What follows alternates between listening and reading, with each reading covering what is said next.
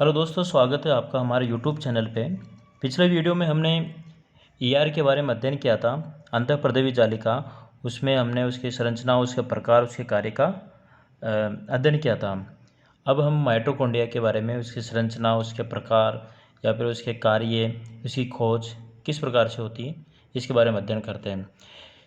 ये जो टॉपिक है आपके लिए कंपटीशन, इसके अलावा बायोलॉजी वाले स्टूडेंट हैं उनके लिए काफ़ी हेल्पफुल है। ठीक है, तो आज हम टॉपिक स्टार्ट करते हैं माइटोकॉन्ड्रिया का। देखो, माइटोकॉन्ड्रिया को अंग्रेजी में बोलते हैं माइटोकॉन्ड्रिया, इसके अलावा हिंदी में बोलेंगे हम इसे सूत्रकणिका। सूत्रकणिका, अगर हम इस माइटोकॉन्ड्रिया को शब्द को तोड़ते हैं तो माइटोज का मतलब होता है सूत्र, कॉन्ड्रिया का मतलब होता है कणिका, यानी कि सूत्रकणिका। अब इसकी हम डिस्कवरी की बात करें तो कोलिकर नामक वैज्ञानिक ने इसे सबसे पहले कीटों की मांसपेशियों में देखा। ठीक है, इसके अलावा अल्टमान व फ्लेमिंग को इसकी खोज का श्रेय जाता है। बेंडर नामक वैज्ञानिक ने इसे माइटोकॉन्ड्रिया नाम दिया। सिंकविट्ज नामक वैज्ञानिक ने माइटोकॉन्ड्रिया को पावर हाउस ऑफ सेल कहा।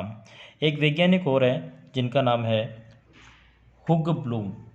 हुग ब्लूम ने क्या बताया कि माइटोकॉन्ड्रिया में क्या होता है, श्वसन स्थल पाए जाते हैं। कि माइटोकॉन्ड्रिया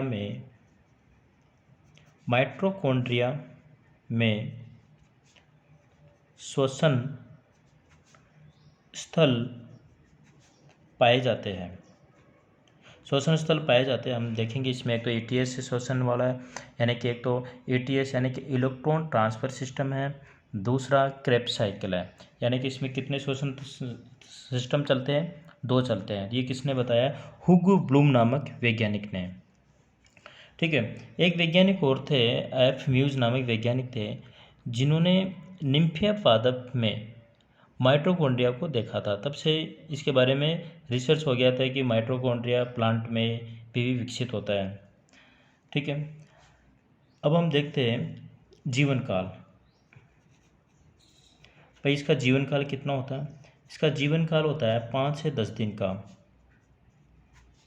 5 से 10 दिन इसका जीवन काल होता है, 5 से 10 दिन का होता है। अगर हम इसकी आकृति की बात करें, आकृति आपको कैसी दिखाई दे रही? बेलनाकार आकृति है इसकी, बेलनाकार। ठीक है, इसके अलावा देखो, एक संख्या की बात करें, अगर माइटोकॉन्ड्रिया की संख्या देखो किसी सेल में, अगर हम संख्या की बात करें किसी सेल में, तो ये 500 भी हो सकते हैं, 500 से 1000 भी हो सकते हैं, 1600 भी हो सकते हैं, 1500 हो सकते हैं। लास्ट ये 500 से 1600 तक हो सकते हैं। इसके अलावा कुछ अपवाद होते हैं जिनमें 1 मिलियन भी देखने को मिलते हैं माइटोकॉन्ड्रिया, और कुछ में एक सेल में 1 माइटोकॉन्ड्रिया देखने को मिलता है। देखो, नंबर की संख्या की बात करें हम, यानी कि संख्या की बात करें, तो माइटोकॉन्ड्रिया में सेल में 5 कोशिका में सेल में 500 से 1600 तक हो सकते हैं। ठीक है, ये देखो, अगर हम माइटोकॉन्ड्रिया की संख्या की बात कर रहे हैं तो माइटोकॉन्ड्रिया 500 से 1600 तक हो सकते हैं। ये कोई निश्चित संख्या नहीं है। अगर अपन जैसे कि फिक्स हो जाए, फिक्स की बात करें, ये भी कोई फिक्स नहीं है। लिख लेते साथ के साथ, ये निश्चित नहीं है। ये डिपेंड करता है कोशिका की सक्रियता पर। जितने अधिक सेल एक्टिव होगी उतने ही अधिक उसमें माइटोकॉन्ड्रिया पाए जाते हैं। यह कोशिका की सक्रियता पर निर्भर करते हैं। ठीक है, ये हो गया। अब हम इसके संरचना की बात करें तो इसमें 2 झिल्ली पाई जाती है।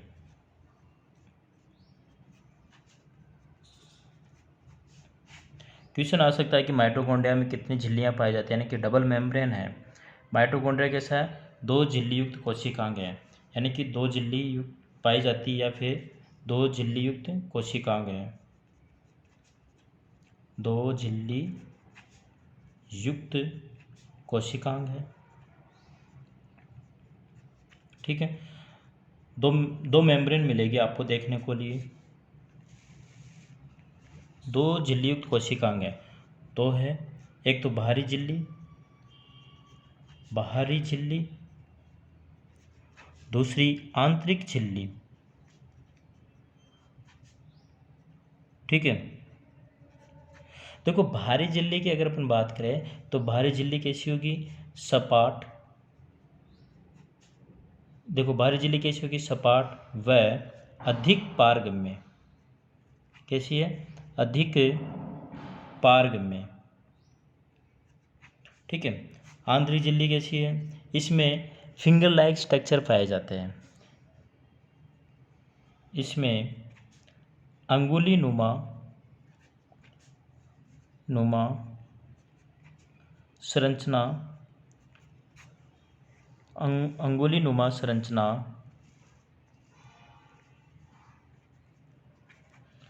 पाई जाती है,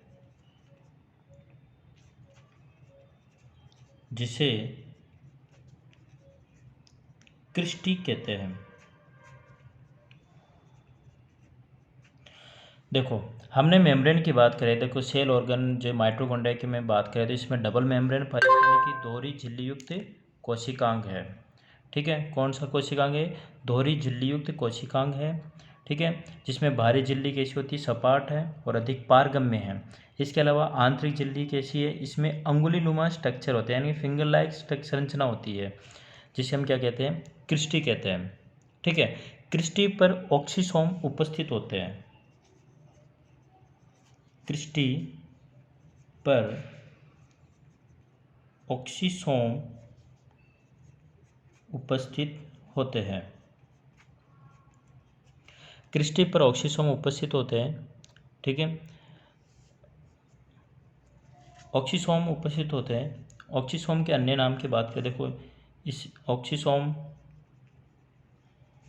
को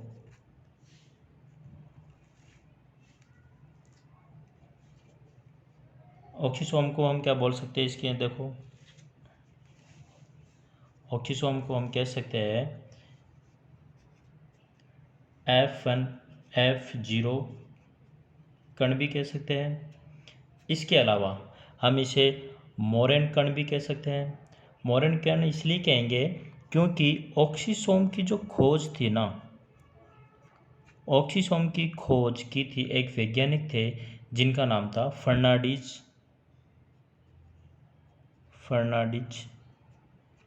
मोरेन।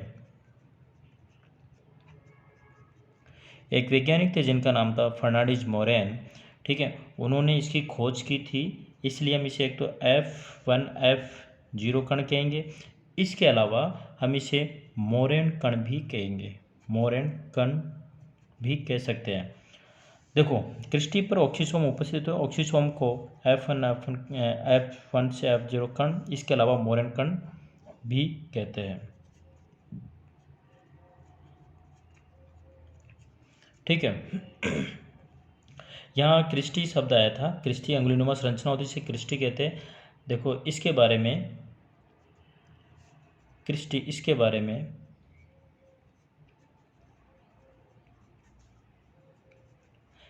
बारे में पेलाडे नामक वैज्ञानिक थे, पेलाडे ने बताया। ठीक है, ये हमने इसकी संरचना पढ़ी, आंतरिक संरचना। अब हम थोड़ा आगे और देख लेते हैं कि क्रिस्टी में ऑक्सीसोम क्या होता है। देखो अगर हम क्रिस्टी की बात करें,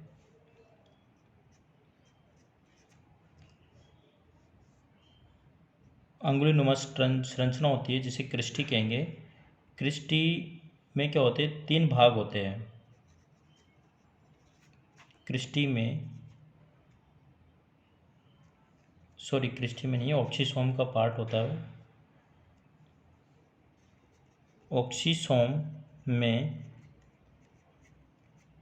3 भाग होते हैं। ऑक्सीसोम में 3 भाग होते हैं, एक शीर्ष, वृंत, पहला भाग शीर्ष, दूसरा वृंत, और तीसरा हो गया इसका आधार। देखो हमने F1 F0 कण क्यों कहते हैं, क्यों इसलिए कहते हैं क्योंकि क्या होता है कि जो ऑक्सीसोम जो होता है, क्रिस्टी का जो भाग, इसके ऊपर ऑक्सीसोम पाए जाते हैं, क्रिस्टी पर ऑक्सीसोम उपस्थित होते हैं। ऑक्सीसोम में 3 भाग होते हैं, शीर्ष, वृंत और आधार। ठीक है, आधार जो भाग होता है, देखो इस बात को समझो, आधार जो होता है, क्या होता है कि F1 आधार F1 से कोशिका जो इसकी आंतरिक मेम्ब्रेन होती है उससे जुड़ा रहता है। आधार F1, देखो आधार की बात करें हम, जो इसका आधार भाग होता है, देखो इसमें 2 कारक होते हैं, F1 और F0। इसका आधार भाग F0 कारक, देखो मिस्टेक हो गई थी, मैं F1 बोल रहा था, जबकि इसका आधार भाग जो होता है F0 कारक की मदद से F0 कारक की मदद से आंतरिक झिल्ली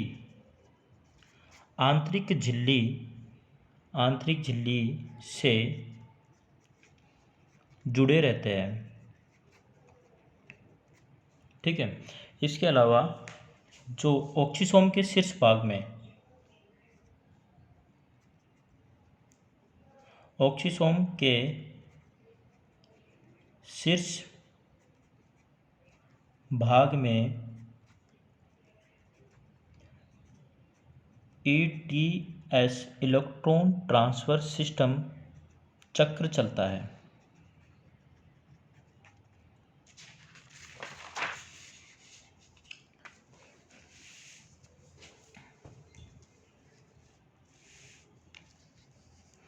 इलेक्ट्रॉन ट्रांसफर सिस्टम चक्र चलता है।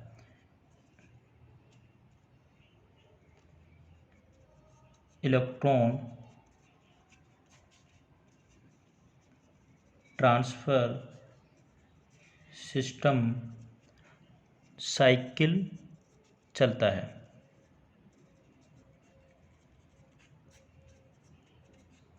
ठीक है, ETS में क्या होगा, इसमें क्या होगा, इसके शीर्ष भाग में ETS साइकिल चलता है, जिसके दौरान क्या होता है, ATP का फॉर्मेशन होता है, जिसके दौरान ATP एडिनोसिन ट्राइफॉस्फेट ATP का निर्माण होता है। ठीक है, कहने का मतलब क्या है कि जो ETS जो चलता है, जिसके द्वारा क्या होता है, ATP का फॉर्मेशन होता है, इसी वजह से हमें एनर्जी मिलती है। ठीक है, देखो क्या होता है कि ETS में ATP हमें मिलता है, तो किसके कारण मिलता है, ATPase एंजाइम की मदद से, यानी कि ATPase एंजाइम होता है, ATP सिंथेसिस के दौरान हमें ATP का निर्माण होता है। होता है क्या है कि जैसे ETS है, इलेक्ट्रॉन ट्रांसफर सिस्टम, ATP मिलती है, ATP से हमें क्या मिलती है, एनर्जी। ठीक है, ये तभी डिपेंड, ये किसके द्वारा होता है, ATPase एंजाइम के द्वारा।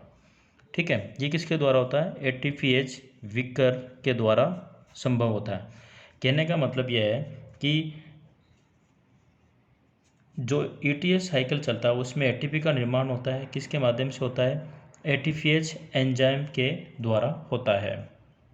ठीक है, आप तो सिर्फ इतना याद रखना है कि इलेक्ट्रॉन ट्रांसफर सिस्टम साइकिल चलता है, जिसके दौरान ATP का निर्माण होता है और हमें ऊर्जा मिलती है, और हमें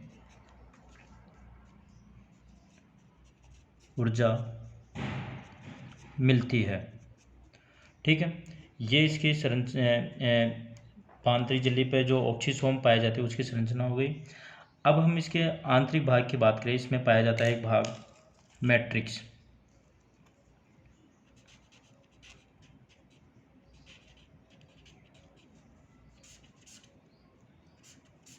ठीक है। मैट्रिक्स, माइटोकॉन्ड्रिया के मैट्रिक्स में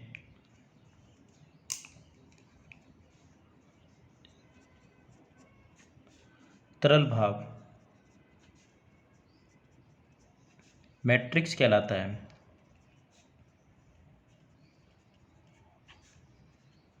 तरल भाग मैट्रिक्स कहलाता है। ठीक है। इसमें क्रेब्स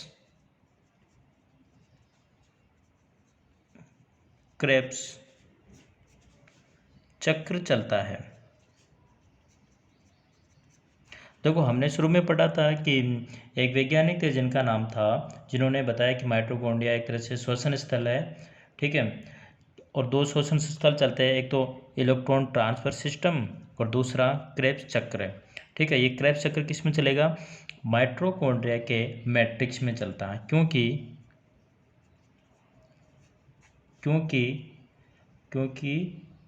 इस चक्र के सभी आवश्यक एंजाइम या विकर मैट्रिक्स में पाए जाते हैं। ठीक है। इसके अलावा एक और देखें कि इसके मैट्रिक्स में आपको क्या देखने को मिलेगा। एक तो देखने को मिलेगा इसमें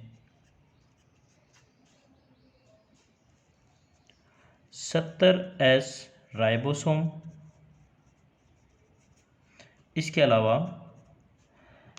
आपको देखने को मिलेगा वृत्ताकार डीएनए। कौन सा डीएनए? वृत्ताकार डीएनए। वृत्ताकार द्विसूत्री डीएनए। देखो, कौन सा डीएनए है? वृत्ताकार द्विसूत्री डीएनए। ठीक है। जिसमें रेप्लिकेशन या फिर प्रतिकृतियन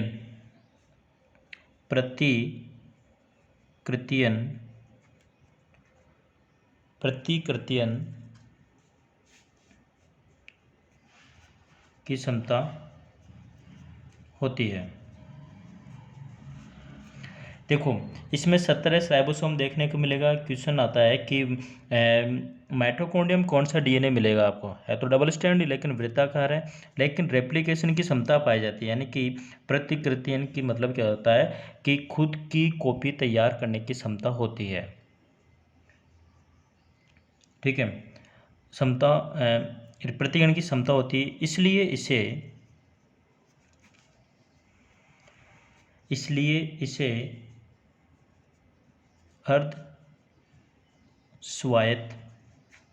अर्धस्वायत्त कोशिकांग कहते हैं। ठीक है। ये हो गया माइटोकॉन्ड्रिया में इसके मैट्रिक्स में क्या क्या ऑर्गन मिलते हैं, ये हमने पढ़ लिया। अब हम देखते हैं, एक और लिख लो साथ के साथ कि माइटोकॉन्ड्रिया में स्वयं की कॉपी करने की क्षमता होती है। माइटोकॉन्ड्रिया स्वयं की कॉपी बना सकता है, क्योंकि इसमें जो डीएनए होता है वो कौन सा होता है? रेप्लिकेशन डीएनए, यानी कि खुद की कॉपी तैयार करने की क्षमता होती है। ठीक है। अब हम इसके कार्य के बारे में बात करें।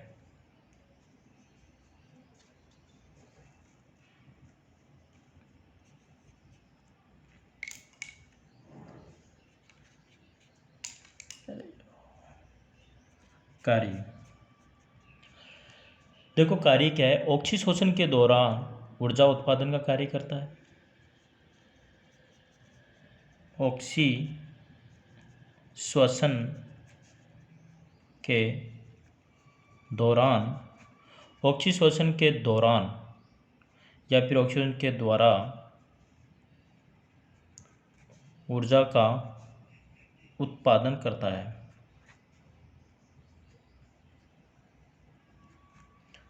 इसलिए इसे कोशिका का पावर हाउस या बिजली घर भी कहते हैं। ठीक है। नेक्स्ट की अगर अपन बात करें, ऊष्मा का उत्पादन होता है। ऊष्मा का उत्पादन होता है। ठीक है। नेक्स्ट अपन बात करें वसा का ऑक्सीडेशन। वसा का ऑक्सीडेशन। ठीक है। नेक्स्ट अपन बात करें तो हीमोग्लोबिन का हिम भाग जो होता है उसका संश्लेषण भी कौन करता है? माइटोकॉन्ड्रिया करता है। हीमोग्लोबिन के हिम भाग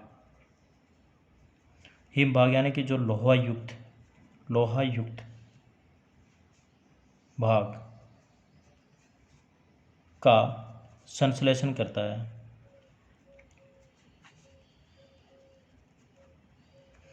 ठीक है। इसके अलावा एक और कार्य है जो इसमें फॉस्फोरिलेशन होता है, ऑक्सीफॉस्फोरिलेशन।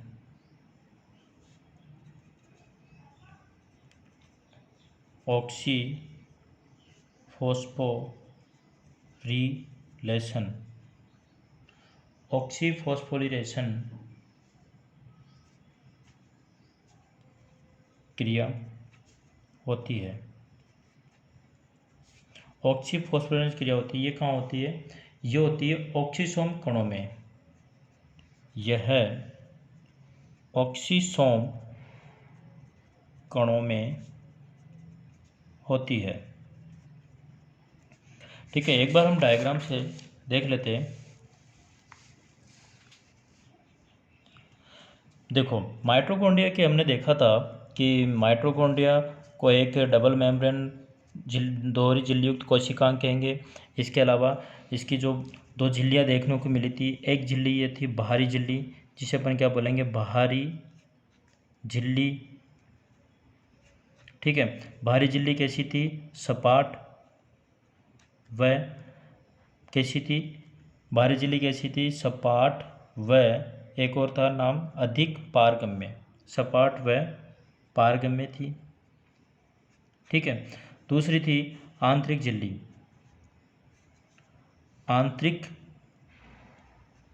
दूसरी थी आंतरिक झिल्ली। आंतरिक झिल्ली में कैसे थे? फिंगर लाइक स्ट्रक्चर, ये जो आपको दिखाई दे रहे हैं इस प्रकार के फिंगर लाइक स्ट्रक्चर यानी कि अंगुली नुमा संरचना, इसे हमने क्या नाम दिया था? आंतरिक झिल्ली कैसी थी? अंगुली नुमा स्ट्रक्चर। ठीक है। तो इसे अपन ने क्या नाम दिया था? क्रिस्टी। ठीक है। ये क्रिस्टी है। क्रिस्टी के ऊपर ही आपको देखने को मिलेगी एक विशेष प्रकार की संरचना, टेनिस के बॉल जैसी दिखाई दे रही है, तो इसे अपन बोलेंगे ऑक्सीसोम। ठीक है। ये एक ऑक्सीसोम।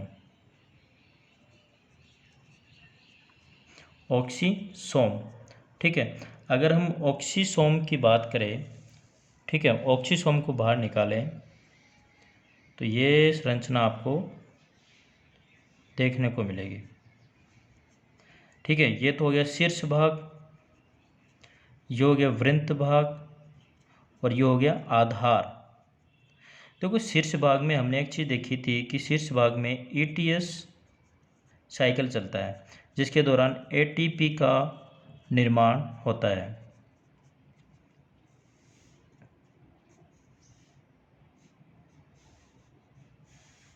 ठीक है। ETS साइकिल चल रहा था किसमें? क्रिस्टी के ऑक्सीसोम के शीर्ष भाग में। ठीक है। इसके शीर्ष भाग में चल रहा था, तो ETS के दौरान क्या हो रहा है? और ATP का फॉर्मेशन होता है। यही ATP जिसकी वजह से हम इसे पावर हाउस कहते हैं। ठीक है। एक और हमने एक शोषण तंत्र यहाँ स्टार्ट हो गया। अब दूसरी अगर बात करें, ये जो पाया जाता है इसे अपन बोलते हैं द्विसूत्री डीएनए। ये डीएनए कैसा है? वृत्ताकार। ठीक है। इसके अलावा इसमें राइबोसोम देखने को मिलेंगे। वो कौन से होंगे? राइबोसोम होंगे इसमें 70S राइबोसोम, 70S राइबोसोम। ठीक है। ये जो भाग है जिसमें चीज़ें पाई जा रही है, डीएनए, राइबोसोम, ठीक है, इसे अपन बोलते हैं मैट्रिक्स। ठीक है। मैट्रिक्स में क्या चलेगा? क्रेब्स साइकिल, यानी कि क्रेब्स चक्र। ठीक है। क्रेब्स चक्र किस में चलेगा? मैट्रिक्स में। इसके अलावा ईटीए साइकिल चलेगा किसमें? ऑक्सोम के शीर्ष भाग में। ठीक है। ये हमने देखा था। अगर आपको वीडियो अच्छी लगती है तो प्लीज़ लाइक, सब्सक्राइब और शेयर ज़रूर करें। Thank you.